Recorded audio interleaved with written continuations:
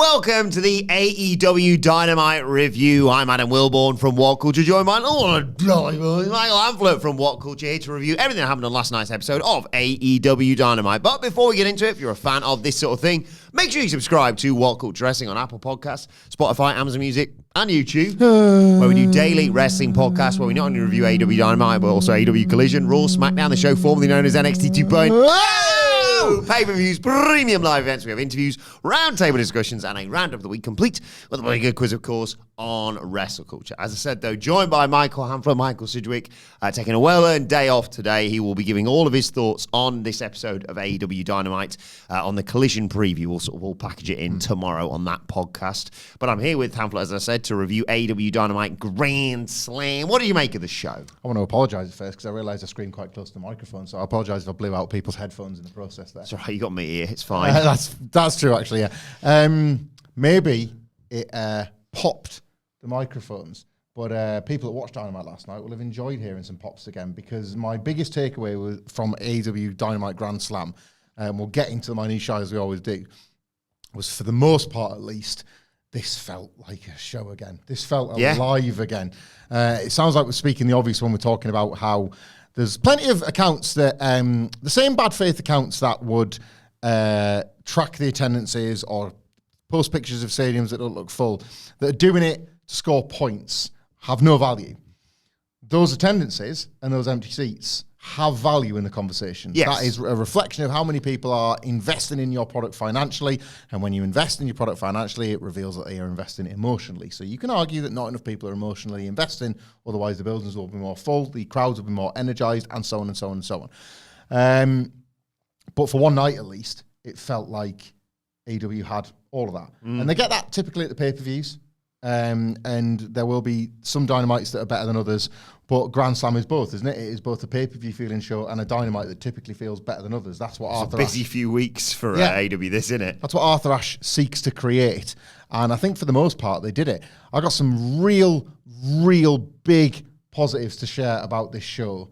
I didn't love bits of it as well. Yeah, I think that's fair.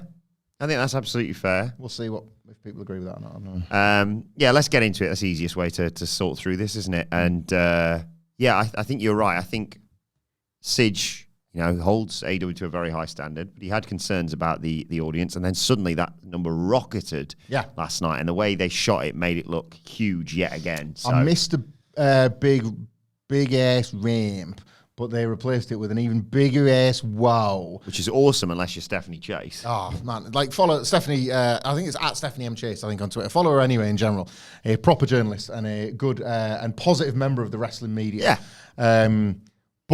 And to that end, she did tweet where she was sat in the press section, and it was this I had flashbacks to WrestleMania 35 looking at that. The pictures tell the story better than I can illustrate on here. But yeah, follow Stephanie. But yeah, the dividing wall, pretty much exactly in line with where she was sitting. So if she took a picture straight on, it was capturing the covered bit, including the gorilla position, and the ring, to the point where she couldn't obviously see any entrances, or in this case, MVP making his arrival later on the show. But again, fair and impartial, they moved her, and she tweeted that too, and got a seat more fitting. People, this is not media backing media here.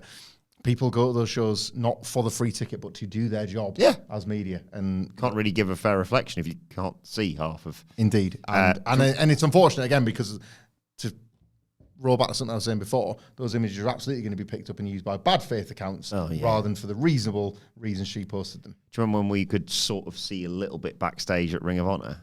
We could see Joe come in. Yes. Here he comes! There he is! Yeah, that was awesome.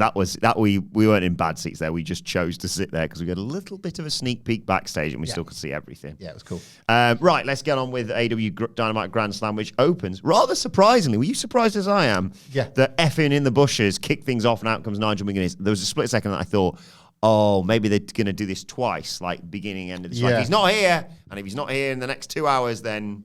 I had a nightmarish commute home from work last night on account of trespassers on the line that delayed 5 trains, and there were only so many buses that could facilitate the hundreds of people that were delayed. So I didn't get home till extremely late, and as a result, so I was able to finish the Vince McMahon documentary, but I was shouting out wrestling media. I was also able to gun through the brilliant grapple profile on Nigel McGuinness that they've done in keeping with That's great. I need to match. check that out. It's a good build-up content for that recommended podcast.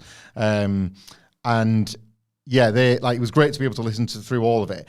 And I really, really, as a result of that podcast, wanted to stay up and watch Dynamite, get the bowl of cereal out and stuff. But I was just like, I'm really tired after this long commute, and there's no way they open with Nigel Danielson. So when I watched this in the early hours of this morning, thinking, I could have stayed up and given this a go. Like, I think Nigel would have energized me at that 1 o'clock in the morning hour, because it's certainly, in hindsight, despite us positioning this for the main event of Dynamite, it felt like the right spot for it, because it took a crowd that were fairly heated and kept them there. Yeah. Like, it felt special. They did.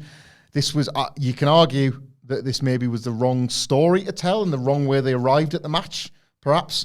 But it was the right match for this night, I think. Yeah, you see things in hindsight, and old Billy Beans over here sees things in hindsight.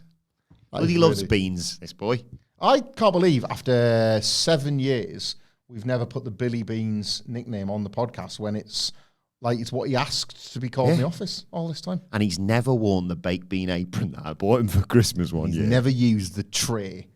You got him. Yeah, it's on by his desk, isn't it? He's never used it at work, and he's never taken it home. He doesn't realise what he's missing out on. Honestly. He has his weird perching on the sofa thing, which I still think's very funny. I love it. I'm probably off camera for doing that. I don't get how's that better than a trick? We need to do a come down with me at our 3 houses. And we all have to eat the way we eat as well. And cook the food we cook. Yep. Hope you like pasta and pesto. I'll give you a menu, but it will just be a choice of things that you can stuff into hollowed out bread. Yeah, I was going to say hollowed out bread's almost a guarantee. Anyway, so hollowed out brioche for dessert. Out comes McGuinness and says, "Let's have it then. Come on." And Danielson's music plays, the usual Danielson, the cheap Danielson music, as you probably compare it to. More affordable, yeah, sure. And McGuinness grabs the mic when he doesn't appear and says, "Oh, the American cowards dropped the ball." He demands the ref does a 10 count, declares him the winner, and strips Danielson of the AEW World title. The count starts, and by about 6, finally, the final countdown hits, and out comes Danielson to a huge pab. And the match starts to the joy of everyone, and the fact that you can't really believe you're seeing this in 2024. Felt magic, that. They probably just enjoyed the uppercut straight away. Yeah. McGuinness stands tall, yells to Siobhan, "It's too easy." Some nice wrist lock counters after a Danielson snapmare and a punt. McGuinness chops Danielson. That sort of wakes him up. McGuinness is like, "Here it is, let's go." Another uppercut exchange. Danielson kicks him in the thigh, but McGuinness sells it like it's low, just so he can take over. Yeah. They trade. Like the precision on that, by the way, because they played the replay, and it was like, did he get him in the dick there? Like, to use a Tony Atlasism for the past 24 hours, did he hit him in the pecker? but no, it was perfect. That. Danielson gets him in the label lock. McGuinness gets to the ropes, pulls Danielson to the outside and targets the right arm, tries to drop the steps onto it. And they tease the spot with the ring post. Yeah. And thankfully don't either go into it head first, but they come bloody close. Made even worse by the fact that obviously AEW used square posts. Yeah. It's like, oh God, it's that spot with corners. Like, McGuinness puts the London Dungeon wrist lock on. Danielson gets a rope break. Corner drop kick from Danielson. McGuinness cuts Danielson off in the ropes, tries for the Tower of London, but Danielson escapes into the Busaiku knee. Hits some yes kicks. McGuinness comes back with that handstand of his in the corner, but he gets chopped down, and Danielson wrenches the neck. But McGuinness flips to his feet, fires off a combo for a near fall, targets the injured arm. Danielson tried an uppercut with the injured arm, collapsed, but did his moonsault out of the corner. McGuinness, though, hits that bounce back lariat. Danielson kicks out a 1 to a huge jab. Keeps going for the London Dungeon. Hammer and anvil elbows. And he hits the Tower of London. Oh, yeah, I was out my goddamn chair for that one. Proper raw pop from me, that one. Danielson escapes the London Dungeon surfboard with some hammer and anvil elbows. Hits a Busaiku knee. No, sorry, Danielson hits a Busaiku. No, sorry, McGuinness hits a Busaiku knee. And a lariat. But McGuinness falls into a label lock. Desperately tries to get out of it. But finally mouths or says, I don't know, it wasn't picked up or was bleeped because I thought he was going to swear. I don't know. He said thank you, tapped out, Danielson beats McGuinness. This was pretty wonderful. Like, it was both a gorgeous exhibition of what they can do and a kind of an amazing over delivery. I'm going to put this out there. I'm not really a Nigel McGuinness guy. Right? Okay. I wasn't there for enough of what made him great, capital G, great in Ring of Honor. The real deal great, the exact great that made him feel like the WWE thing should have been his and wasn't, and all that awful stuff that happened to him. I also have a great deal of sympathy for him. I saw him actually do a talking at the Stand in Newcastle in line with the release of The Last of McGuinness. So you got to watch that heartbreaking documentary and then ask questions with him afterwards and stuff like that. So, and I was like deeply in my TNA love when like Desmond Wolfe was a thing. Yeah. And like his run in ring was never as great, but I just wanted to see this be there. Like that WWE window shut on you and that was unfair. So like maybe TNA can open it back up for you, that kind of thing. And that didn't occur, and the Hogan Bischoff bollocks and all that. But I was never really, something about him, just like some wrestlers you can't like fully embrace. Yeah. And McGuinness was one of those for me. And then at Wembley, I was just overtaken by the amazing, emotion of it. wasn't it? I was really, really overtaken by it all. And as a result, the follow-on being immediately Danielson was, right, I'm invested in this. It doesn't matter they haven't necessarily told me the story. But the one thing that had me like doubting just how magic this could be was if you watch the Gauntlet back, and I have done quite a few times for a number of different reasons because it was such a magic match, it's minimised what he does. He does sort of to disappear. maximise what he can offer. Yeah. So you get these really amazing capital M moments with Nigel, but there are long periods of match where he's not in it, and it's like this is fantastic. They've not only created the perfect stage for him to have this emotional return, they've also used like this bells and whistles match to hide him in order to keep it perfect. It's preserved in amber. Exactly. If he never wrestles again. So I was a little bit nervous about what they do, and I think that's why we kind of talked about different ways in which this becomes an angle more than a match. No, they just go 20 plus goddamn minutes on television, commercial free, and it's this gorgeous exchange of holds. I talked about precision with the kick to the knob. Like, everything was precision. It was one singular move in a series of moves where the execution was tight, where the aim felt real, where the hold and counter hold felt like it was 20 years ago. It was stunning. It was like a really, really stunning over delivery. From two men that looked like they hadn't just wrestled each other for the last time in like 2009, but like which for context, by the way, is about, let me do quick math on this, 7-8 years before Will Ospreay and Ricochet's last match, and we're fantasy booking that for next week, and there's an 8-year gap between the last Danielson McGuinness match and the last Ricochet Ospreay match. Do you know what I mean? Mm-hmm. Like. So to really put it in those terms and like consider the amount of time that has passed, they've had that much longer to like let their chemistry potentially erode. No, none of it has gone whatsoever. This was wonderful. Some people might not like the thank you and might see it as a little bit too corny, but McGuinness is kind of a corny guy. Yeah. And Danielson's a bit of a corny guy sometimes as well. And I didn't have any problem with that. And before we got what we got, which I feel like we're both going to be a bit critical of and you might go two-footed on, before we got what we got next, I was thinking, McGuinness is still there. McGuinness is still, like, is he going to do something for Danielson here, or is he going to screw him? Like, the fact that he was present, the thank you didn't ruin what I thought might be a bit of afters between McGuinness and Danielson, so I thought they nailed that as well. Or involve himself some one way or another in the title match. The tease of the post was exactly the right amount of mention of that you needed, because God forbid they actually went back and did it. 15 years ago today. Wow. Danielson McGuinness. Which is maybe all the more reason why it was at Grand Slam. So there you go, 15 years, and it's probably about 7 or 8 since the last Ospreay one. So yeah, you're talking a 7 or 8 year gap between Ospreay and Ricochet, and you think of that as being like, oh God, that was ages ago. I graduated from uni 15 years ago. What are we in now, 2024?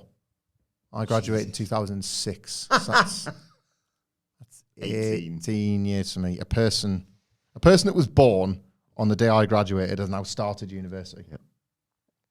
If they choose to go to university. Makes me sad. But we're on our 30s. We're on our 30s. A great, Great opener. One of the matches I will think about at the end of this year, even if it's not one of my matches of the year. I love this. And it got better and better because out comes Christian Cage. And you think, oh my God, here's going to be the cash in. Not the same way we booked it, but No. great shout. And Danielson's now got to go another 10 or something like that. Yeah. Cage comes out. He's got the contract.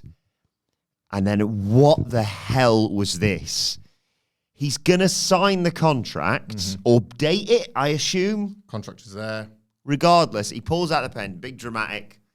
And who should appear behind him but Kip Sabian with the Lexus King like spider run to steal his pen. What? What the hell's this? He steals his pen. He runs off. He's chased by Cage, who sort of runs into Claudio and Pac. That was a nice reveal. Scary visual of those two. Yeah. Then behind that, but what, as you said. Just get another pen. It won't surprise. Commentary will have it. Yeah, it won't surprise long-term listeners or viewers to know that I'm a fan of a prop in wrestling, right? I like my bollocks and my nonsense in pro wrestling because I often think it's more important than the matches themselves. You will find me on other podcasts putting over the importance of a red beaded tribal-themed necklace. Yeah. Or a blue, white, and red beaded necklace bracelet with the names of the dogs and wives on. Just as much and just as prestigious as title belts themselves, if you make me care about the props and about the artifacts meaning something to the wrestlers, right? I won't just buy that, I'll buy it enthusiastically and put it over. This is sort of the polar opposite of that. And I don't want us to be sort of like accused of inconsistency here between the two promotions because it absolutely is the nonsense that WWE would try more than AEW this. And I think that's why I want to flag this up. Even they don't do it with Money in the Bank. Well, this is what I was just going to use as an example. You, before, have been very harsh on people that when they're looking for like an out with Money in the Bank, say, oh, he opens the briefcase and the contract's not there. You're the first person to flag up, no, wait a second, that's not how it works. It's reflective of the thing. Symbolic. You're symbolic. You have won the shot. It's not about like literally signed on the dotted line. It's like, I've got the shot. When can I have the shot? Whenever you want. That's the stipulation. Right. So I can do it whenever, yeah? I've won it. I won a ladder match. I can have it whenever. Yep, 100% whenever. Whenever I want, yep. So my music can hit and I can walk out and then I can change my mind like I did the other week. Yep. Until the bell rings, you've not cashed in your title shot, but you can do it whenever you want. Perfect. Grand Slam it is for me. I just took your pen. You didn't tell me anything about that. There's no admin. You can just have you got a witness for this? I was going to say, do you need to bring like a notary along, like when Angela and Dwight have that sex contract in the office? Like, this was a piss take, really. And like, I like Kip Sabian. Yeah. But I think this is like subtraction by addition because I think he is, in Christian Cage's space as a world title contender, he is looking like a sort of Dr. Seuss kind of annoyance. And the worst thing about this is as daft as it felt in the moment, it's even stupider when you consider that this exists in the same narrative universe, the same storyline space as the angle in the main event. Yeah. Bag over Danielson's head and Kip Sabian steals a pen are part of the same storyline. Jesus. And that's where you can be like, and I want to illustrate it that way, to not come across like a hypocrite, because I enjoy bollocks in wrestling. Oh, yeah. I do. Oh, yeah. I think it's fundamental to the experience if you are somebody that likes the range of what wrestling can offer. I do not want match. I do not want, hey, what about this hard guy versus this hard guy in a wrestling match times 10 of my wrestling show. But like the context and the what and the where and the how really matters. And I kind of thought this was a piss take. I think AEW superfans may well defend it by saying, well, the clues were always there ever since his best man, of course, was Byro. So. You're a bickhead, mate. Anyway, let's park our discussion of this and move on. Very nice. To Hook versus Roddy Strong for the FDW title. Fountain pen. All pencils have erasers and they should have rubbed this one out. Indeed. They fight to the outside. Strong grabbed a kendo stick, but Hook took it away and beat up Roddy and the rest of the Kingdom. Strong got sent into the barricade, but the Kingdom distraction, of course, allows Strong to send him into the post to take us to a break. When we come back, Hook chucks him around with some suplexes. Northern Lights out of the corner, gets 2, in fact. Strong fires back, wedges his chair in the corner. Hook goes head first, and there's a swinging belly-to-back face plant for a 2 count for Roddy Strong. But Strong got sent through some chairs, got a gut buster onto an open chair, and Hook pulled him into the red room for the 1, 2, 3. Post-match, there's a handshake between Strong and Hook. There's a nice bit of respect from the Kingdom. Tony Schiavone interviews Hook ringside, talks about the fact it's his 11th title defense, and talks about the history of the FTW title with his dad, of course, there. And Hook thanked Schiavone and said, look, all good things must come to an end. Thanks to everyone who's competed for this title and the fans who supported it. But from this moment on, the FTW title is officially retired, and he gave it to his dad, and they had a nice hug. Yeah, that was a really nice moment, that. Good things should come to an end, but so should bad ones, and that's what the FTW title was, really. It's done now, innit? Yeah, it became an anchor around Hook's neck. We talked about this on the news today, which you can watch on our main channel. But Hook, ultimately, if you look at his last sort of 2 years where the FTW title has been integral to the character hasn't grown with it. He's lost the belt to Jack Perry. He's lost the belt to Chris Jericho. He's like warred to get it back. He's won it back, and the cycle is repeated, and he hasn't gone up the card. He hasn't been elevated by the belt, nor has the belt become elevated. And the biggest takeaway I've got from this, like, the match was fine, like, good match with good moves. Can you believe it on a Dynamite word? But like, good match with good moves. Compact, which is the biggest compliment I can pay it. Yes. And with the right balance for me of FTW rules allowing for weapons, but not letting weapons overwhelm the match. Chris Jericho.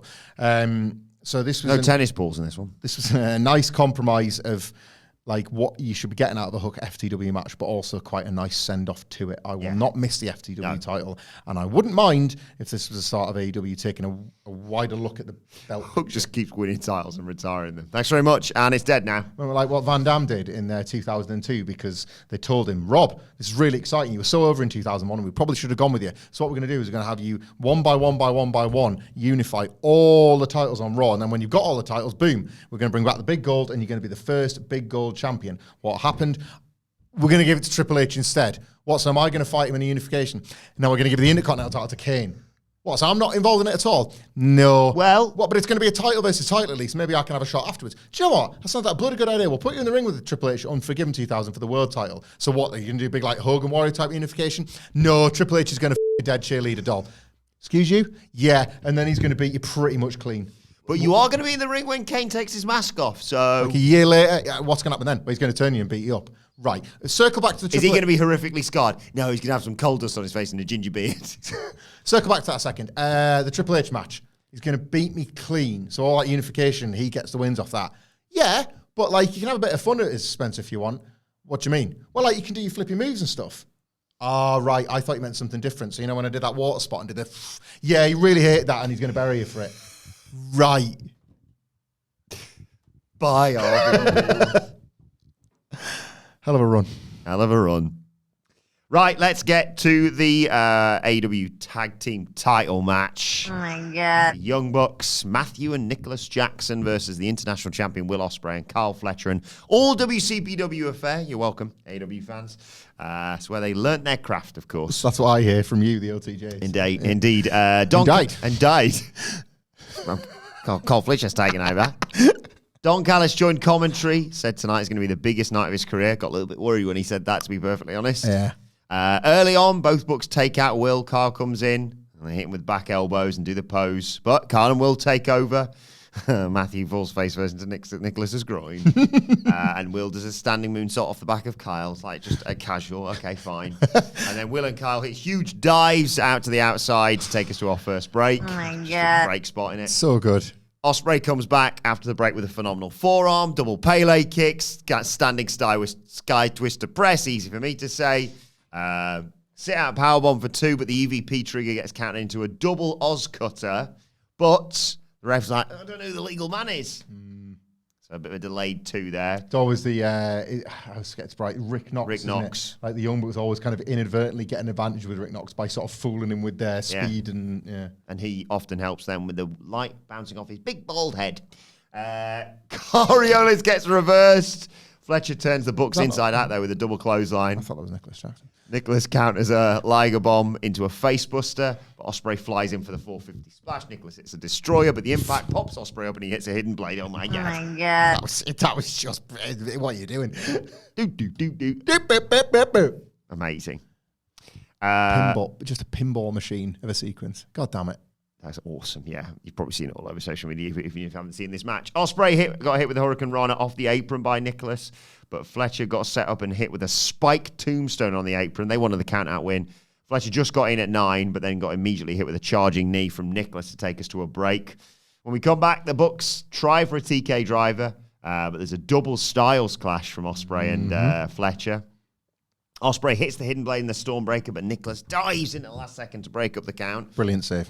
Ospreay wants to hit the Tiger driver, but Nicholas saves his brother with a super kick. So Fletcher comes in with Snapdragons and charging corner strikes, but Matthew hits him with a running Bulldog. Ospreay cuts off more bang for your buck. Nicholas looks to spring for a TK driver. Say more bang for your nuts. Nicholas tries for a TK driver, but Ospreay flies in with a cutter in midair. Awesome. There's a TK driver for 2 by Fletcher. Coriolis connects, but Matthew kicks out at the last second. Ospreay yells to Fletcher to end it. He's not Australian. I don't know why I did that. Corner brainbuster. End it, mate. Corner brain. Just end it. Anything?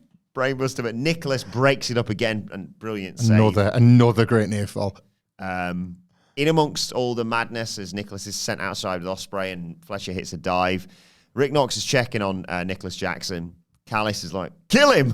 Gives a screwdriver to Fletcher, who gets in there and decides to do it. Callis takes the ref, but Ospreay stops him. Not doing it like this. Tries to shoo off Callis and get rid of the weapon and what have you. But the distraction of the referee allows Ospreay to get twatted with the tag title belt. Fletcher tries to roll up, gets knocked into a belt shot by Nicholas, kicks out, but then gets hit with a BTE trigger for the 1, 2, 3.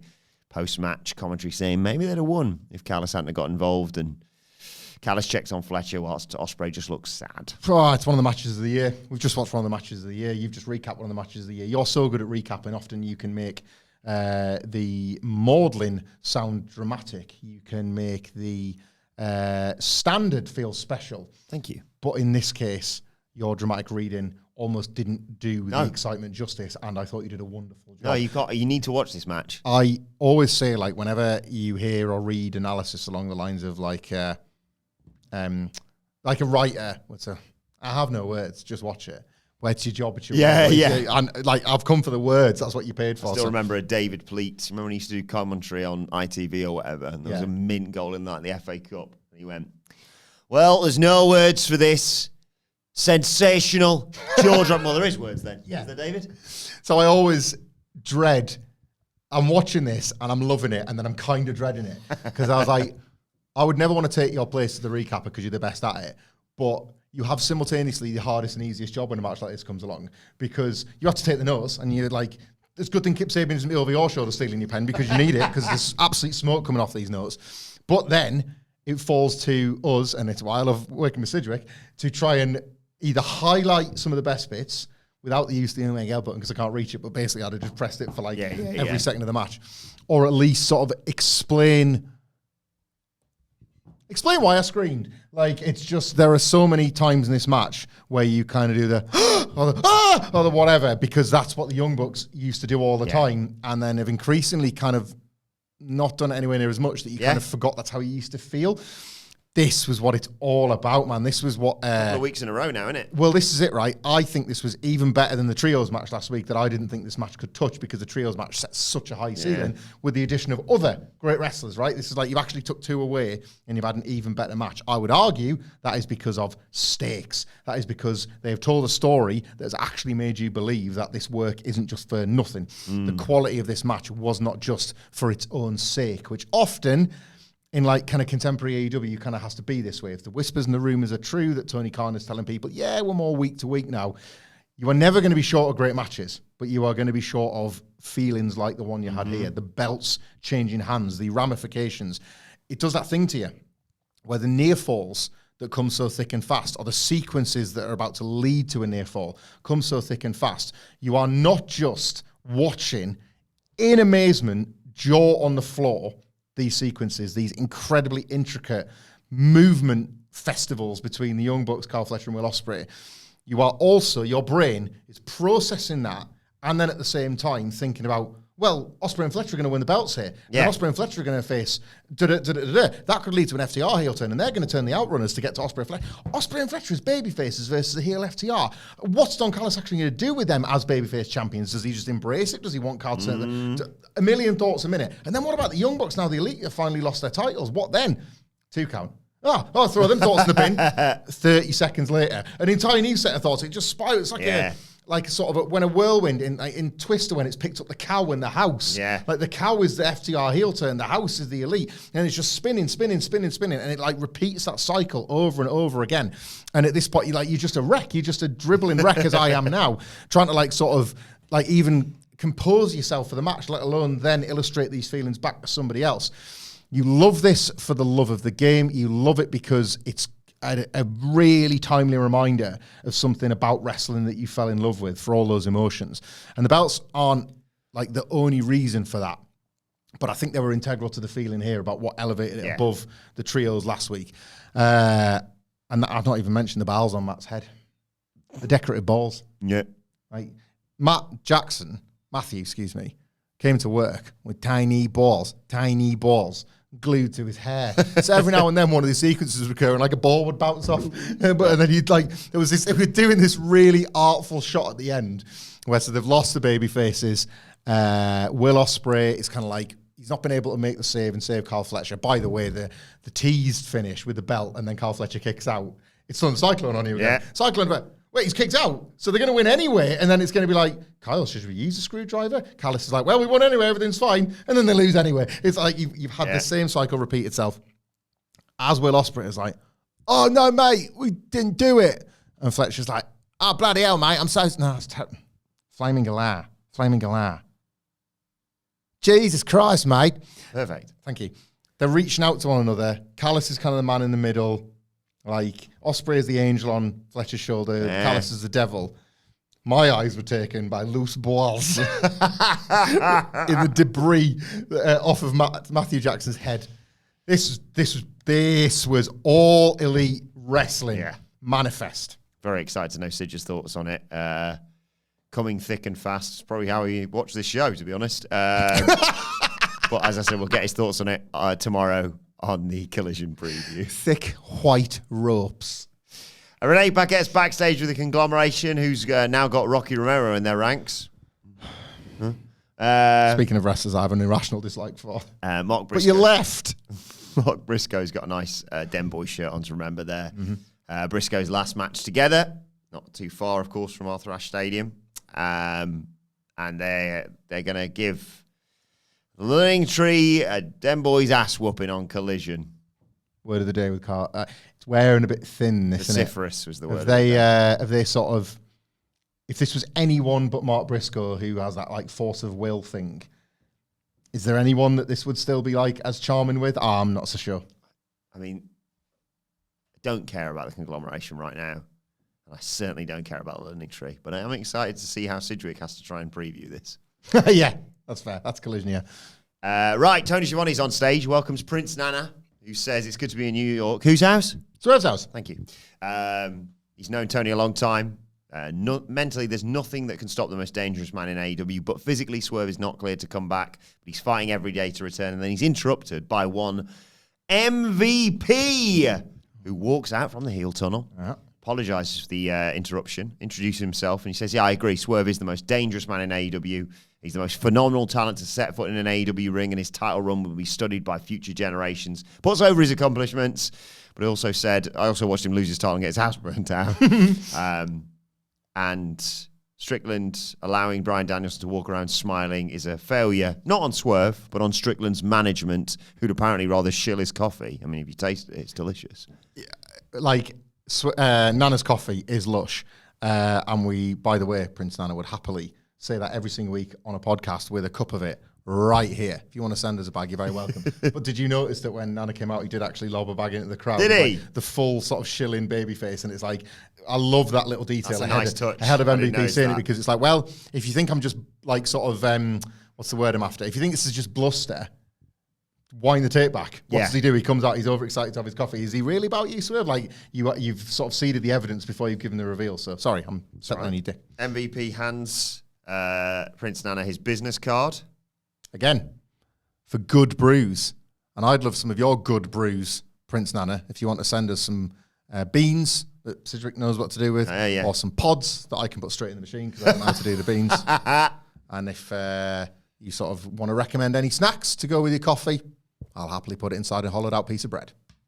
Gives the business card to Nana to give to Swerve, saying, I'll be ready to talk business when you are. It's her business. Home run. Yeah. Home run segment. In content, execution, and surprise factor, MVP's performance was flawless. Like, his delivery, the mere fact he had appeared as like a payoff that we were talking about yesterday. What the exact words I used yesterday? I don't know what it is. I can't wait to talk about it tomorrow. Yes. And they did that. Yeah, absolutely. They did that, right? MVP, but in doing that, the pressure is then on MVP's broad shoulders to like deliver on this surprise and make his words count. And he delivered in spades. Oh my God.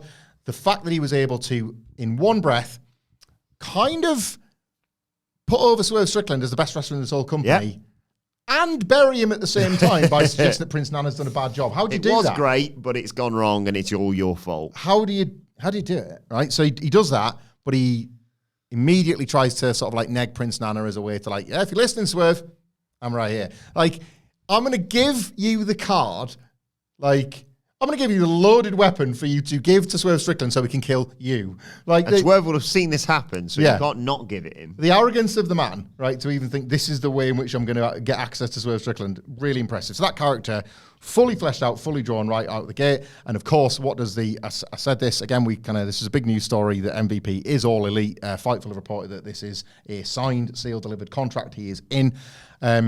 This was a hidden debut within a visible debut, wasn't it? Mm-hmm. Because Bobby Lashley / Bobby and Shelton as part of the Hurt Syndicate feel inevitable as per MVP's arrival. And there was almost like an extra buzz within the building bubbling under everything MVP was saying, as if Lashley might attack there and then. And I thought that for a split second. They just deck Prince Nana and it's like he's here. But no, now the fact next week? Now the fact that he's not debuted, it's every week. You've just earned yourself a bullet point. Is this Bobby Lashley's debut? Every week. Like every single week in it goes. And great. That's like a really cool surprise that isn't a surprise because now you don't need to promote him as a draw. You can just allow people to wait for the big moment. I honestly, this was a perfect segment. Yeah. Real kudos to MVP. Like you can't sort of understate that if this goes badly and he's sort of not, if he doesn't come across as credible in this, you've accidentally like hobbled Bobby Lashley's arrival as well. Yeah, it's a good point. So it's like there was pressure on MVP. He wouldn't have felt it. He knocks it out of the park every time. He's brilliant at this. We see the scapegoat bus driving around the streets of New York. Jack Perry's New York looked nice, didn't it? Did look class. Open challenge for the TNT title on Kalish, which we'll talk about, as I said, tomorrow. And then,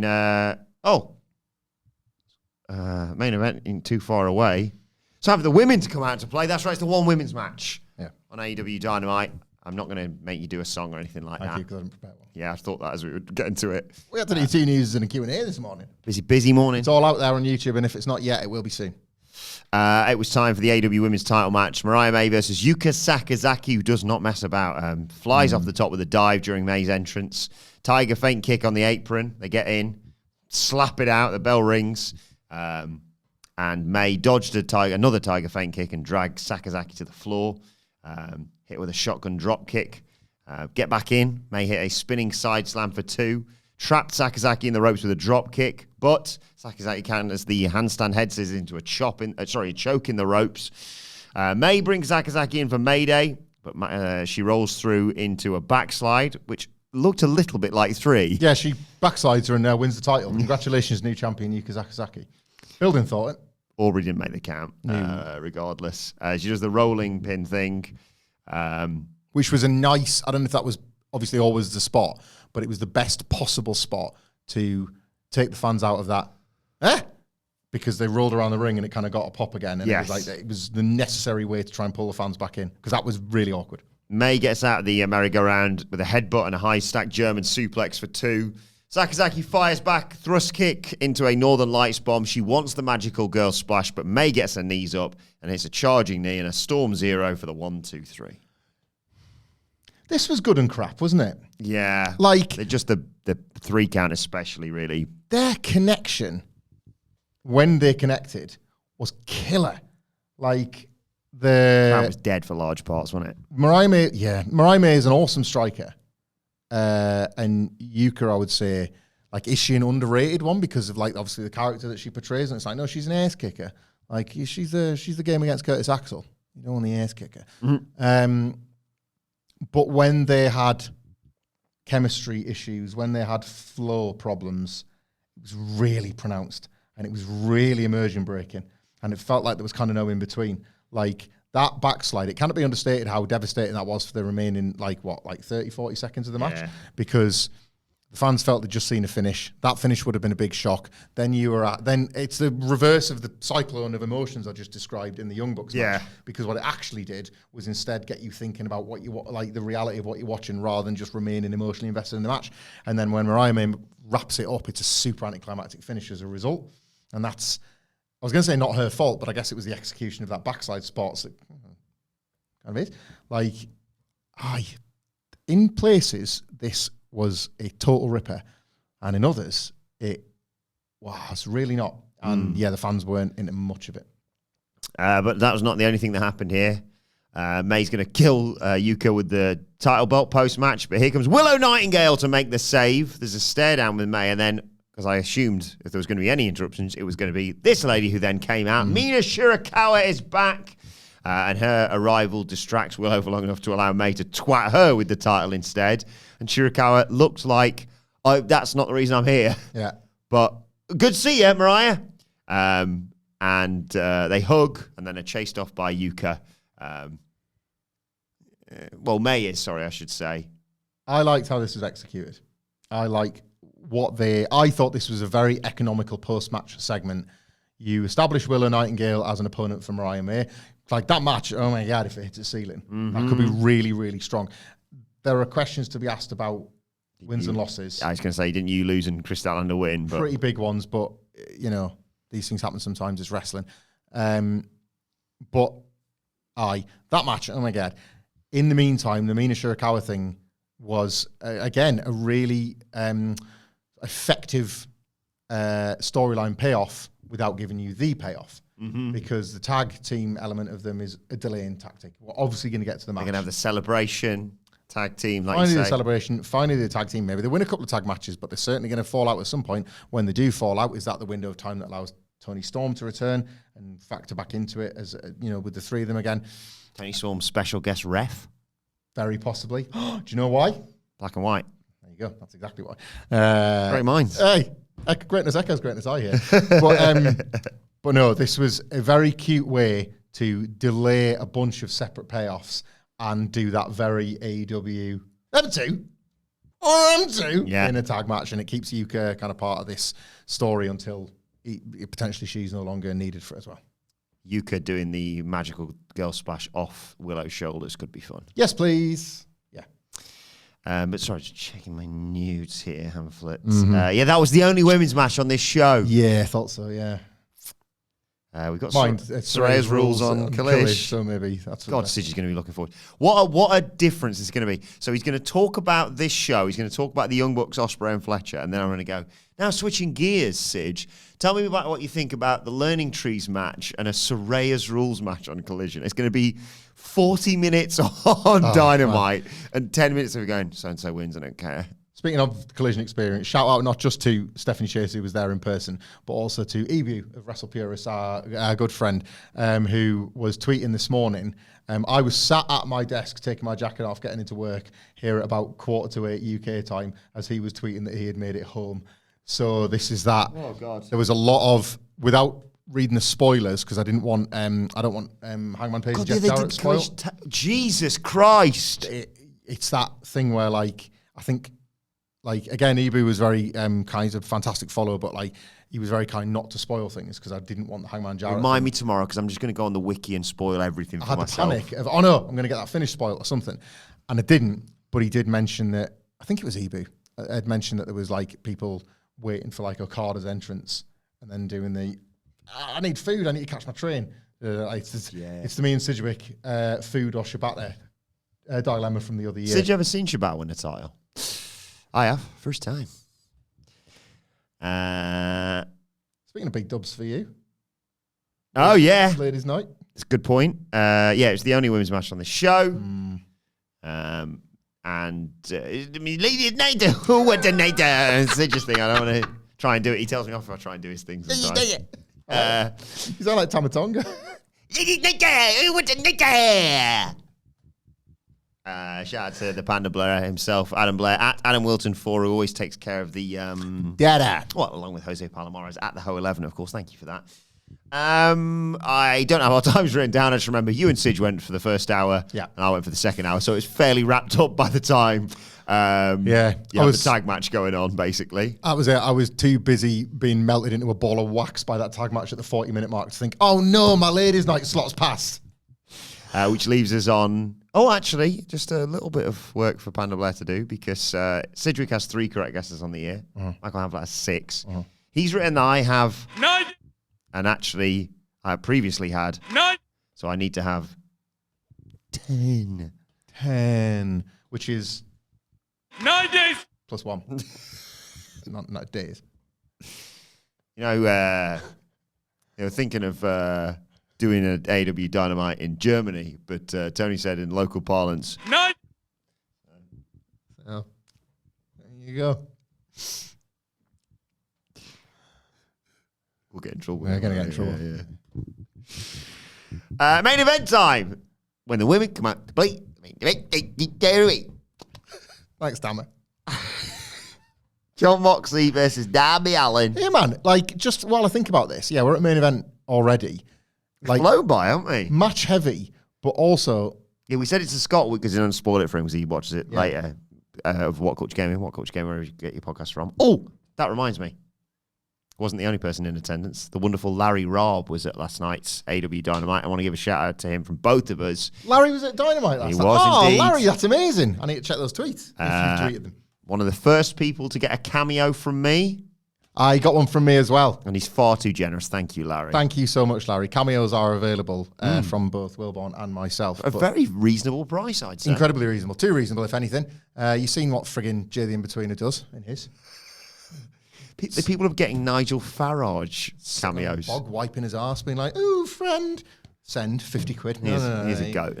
Good service and a lot of fun to do. So thank you very much for those that have ordered, and you can order. But do it through the website. Don't do it through the app. Apple take some of the bunts. Cameo.com/Michael Hamflett, cameo.com/Adam Wilborn. Speaking of which, do you know the 2 people I've previously bought cameos from? Go on. You can guess one. Jim Carrey. No. Alistair Green. Ah, you got one for us when Cameo was quite new, wasn't it? Yeah, it's like a Christmas present to the Dadley. The Dadley Boyz. And I forgot his name now. Dr. Carl Kennedy from Neighbours. Oh, right, yeah. In the pandemic when I just wanted someone to introduce the bloody good quiz. You know, because I'm one of those old losers that has done this too much in his life. You know, often there'll be discussion of a band and I was like, I saw them live once. I saw Dr. Carl Kennedy play live in Durham once. Brought his guitar over. I think I was at uni at the time. It was a very studenty thing to go and do. Yeah. Well, can't go to Neighbours. We went to see Soasis. Who needs Oasis? Actually, better than Oasis probably now. So no Oasis made it into the charts. Definitely might be. I've seen definitely might be. Like they've headlined gigs for substantially cheaper with no stressful day buying tickets. This is a game we're going to play on the SmackDown preview tomorrow with parody band names. I've just decided I like that. Game. Do you know what happened yesterday, by the way? Go on. Just quickly, just a quick aside. You were there, so you can fact check this. 10 o'clock. Oh my God. Logged on to a website with a pre-sale code that was given to me. Sat patiently. Joined a queue. Got to the front of the queue. Got let into the room. Entered my code. Had time and comfort to price up tickets. Chose the tickets I was comfortable with. Press select. Press purchase. And bought myself and a friend tickets to Kylie Minogue in Newcastle upon Tyne next May. Ooh, and we're going out afterwards, aren't we? Yeah, at a very reasonable price. Again, hometown, minimal travel, minimal effort required. Just something to think about, Liam and Noel. Music royalty, not pretenders to the throne. It actually works really well because I can do bedtime whilst you're at the gig, and then, that's actually a dream. That remind me what that date is. I'll put it in the diary. Yeah. Beg my missus. I know I've gone to Vegas recently, but Yeah, it will be like I think it's like the 15th of May or something. Uh-oh. Remember, the 15th of May. Sorry, you were saying Scott, wrestling heavy, Dynamite. Yeah, it occurs to me as we get to the main event already, was the conglomeration like the only backstage, the only time we left Arthur Ashe? Yeah. Fair play. Fair play. That's real discipline from Dynamite. And we should... Apart from, of course, seeing Jack Perry driving his car. Was it his car? I believe, actually, I interviewed him and he said... It wasn't my car. It was my boss. That's discipline from AEW, and I think they get a lot of pelters these days for apparently Tony Khan surround himself with too many ex-TNA and WWE minds that are not necessarily the most valuable in the room. This was a wrestling show, an AEW wrestling show, matches, and lots of looks at the very nicely populated shot like that. It wasn't like a sweeping vista because you can't do that, but that camera, I don't know how to describe it. I think it's on a jib, but the one that would bend round every crane cam, crane cam on a crane on a goddamn big stick that would swing round every now and then. That didn't shoot so far up that you could see the empty decks up top, but gave you two very nice, full and well lit decks. Good stuff. Look good, especially for the main event, John Moxley versus Darby Allin for that Wrestle Dream title match, of course. Darby Allin explodes out of the corner, but Moxley just takes his head off with a boot and strikes in the corner. He also puts his mouth over the ring rope, kicks it, and busts Darby Allin open straight away. Love that, didn't he? Was that, and I don't mind if this was the case, by the way, was that... blood pack? Yeah, fake blood. I hope good. so. Good. Rather than just keep doing it until I start bleeding. It looked less like jam than CM Punk's. So, yes. But if it was, great. And there was that bit later on when he's getting choked out. Yeah. Moxley starts targeting his leg. He also whips him into the corner so hard that he goes through the ropes to the floor. Amazing this. Just a crash test dummy in his What a bump. But Moxley gets caught in the ring apron and allows Allin to fight back. And Darby Allin exposed the top of the corner post and shoves Moxley's arm in there to beat him up a bit until Marina Shafir gets Moxley free. Allin hits a coffin drop to the floor. It's a low dive from the ring to the outside. Goes to settle Moxley on a chair, but Marina Shafir stands in his way. And the delay allows Moxley to hit him with a body slam on the apron. Moxley takes the rev and Shafir just kicks the crap out of Allin for a bit. And Moxley smushes Allen's head between his boot and the ring post to take us to a break. When we come back, Moxley falls to the outside to the setup chair. Darby Allin flies in with a missile drop kick, gets a code red for a 2 count as well. He exposed the corner turnbuckle, but Moxley puts on the brakes and it's a John Woo drop kick. Shafir helps Moxley later on remove the mats, the protective matting around the ring. Moxley screams that Darby Allin asks for this, tries for a Death Rider. Darby Allin gets out of it though, runs Mox into the steps, but as he tries for another dive, Mox just moves and Allin goes. Oh, I mean, it was brilliant. This thing with Darby Allin, that is it, isn't it? Oh, it was brilliant. And that's then Darby Allin. Oh, well, I guess that's the worst bump you're going to take. No, suplex into the steps. And by that, I don't mean the top of the nice flat bit of the steps. I mean, it's the edge of the steps. Put it on the side, and it was basically akin to when Randy Orton does it to people on tables. Yeah. But the WWE commentary table's got that bit where that kind of the plasticky, woody sort of top bit buckles a bit. And and Orton's really good at actually selling the impact as he's unleashing them. But you'd like to think they're back. It's a bit bouncy, innit? Yeah. Other than the time in the gin match.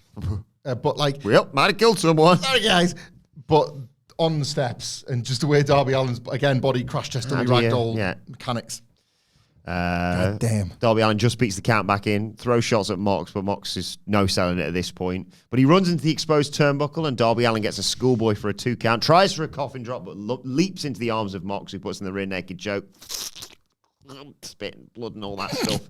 And And he gets a smile on his face as Darby, though, and makes it to the ropes after a transition to a bulldog choke as well. They fight in the corner. Darby Allin wants a superplex, but Shafir jumps up on the apron to distract him, and Moxley hits a avalanche super Death Rider, whatever you want to call it. Understandably, that gets him the 1, 2, 3. Post-match, doctors run in to check Darby Allin's not dead, and Bryan Danielson, no doubt giving Justin Roberts horrific flashbacks, runs in to choke Mox with a tie. Shafir tries to stop him. Pac and Claudio pull him off.